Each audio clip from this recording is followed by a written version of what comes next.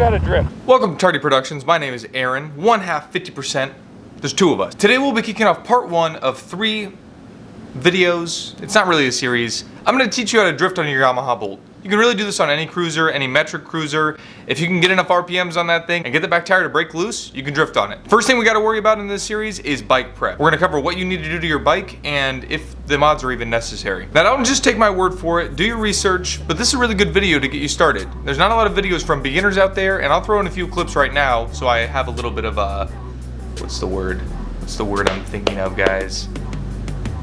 Credibility.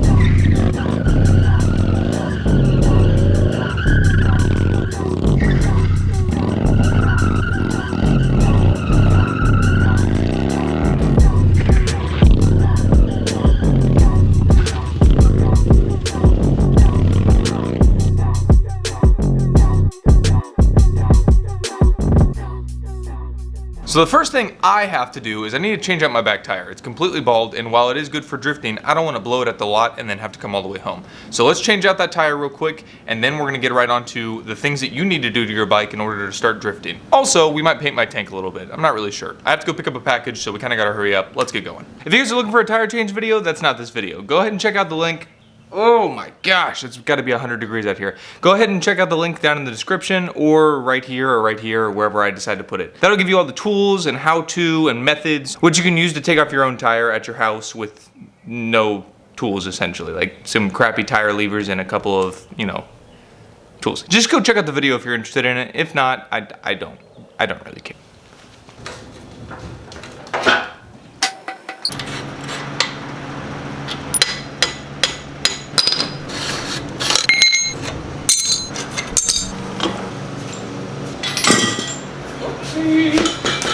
See this? This is just not gonna do. What's really insane to think about is the fact that, come on, focus. What's really insane to think about is the fact that I'm deflating this tire, and what I'm deflating out of it is air from the old house.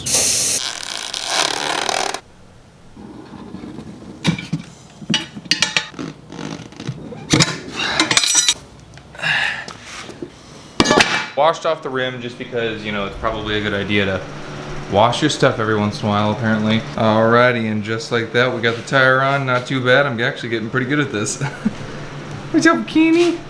Forget about stretched and lowered boosas. Stretched and lowered bolts.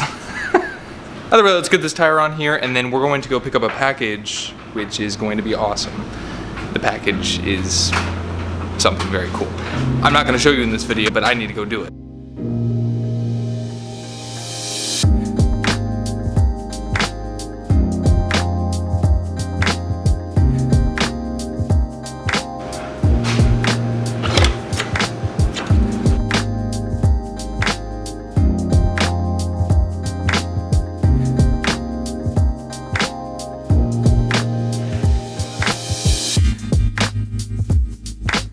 Alright guys, so I put a layer of clear coat over top the tank.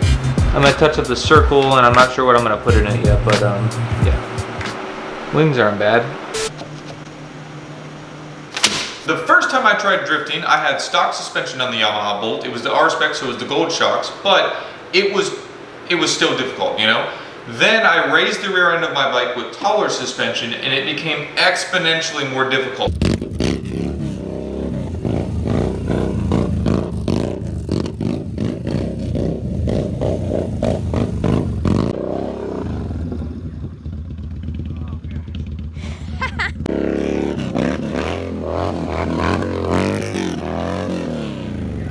Your center of gravity is higher. It just became a lot more difficult to drift. So if you're thinking that you need to upgrade your shocks to begin drifting, you're dead wrong.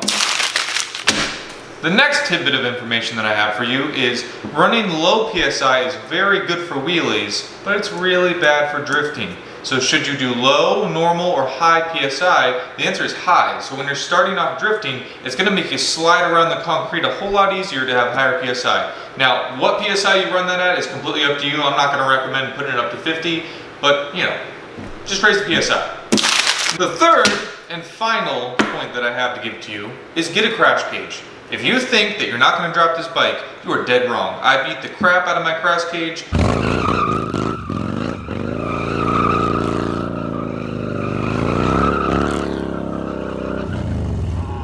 I still mess up my bike. I've bent my bars, endless parts of my bike have been messed up because of drifting. You need a crash cage. It doesn't matter what one you can get the $150 one. I'll leave the link in the description right here. It's pretty decent, it'll work. You need a crash cage though. Do not go out and try these without a crash cage. Get the crash cage. Some additional advice I have is, should you do it on the streets or the lots? Just pick the lot. Now listen, I've tried doing this on the street. I'm telling you, it's just intimidating. You're never gonna really be able to grow, and it's not gonna progress as quickly because you're gonna be worrying about cars, cops. The space that you'll have on the street is much less than what you'll have in the lot. In a lot, if you find the right lot, you're not worrying about people, cops, space, you're not worrying about anything. You can really just practice drifting. So go to the lot. You can try it on the streets, but I don't recommend it. Just find a good lot. All right guys, so now that we've covered what your bike needs to be set up like, we've changed out my rear tire, we painted the tank, which we just had to paint the tank, so I wanted to. You know, you guys got a little bit of art in this. I patched that hole in the tank. I didn't show you guys that, but I patched the hole in the tank that I had. Thank you, Josiah, for puncturing a hole in my tank. We are all ready to go drift. So I'll catch you guys back here next week for part 2 of the video. I'm gonna show you all of the steps that you need to do in order to drift. And then part 3, we're going to the lot and we're gonna get it done. By the end of this, you'll have everything you need to know and all the tools in order to start drifting on your Yamaha Bolt. And then you can look sick, pick up some sweet babes. But it doesn't really matter why you wanna drift. Get out there, have some fun, and just try it out. I'll see you guys here next week. I'm Aaron, this is Tardy Productions. I'm going to do some homework.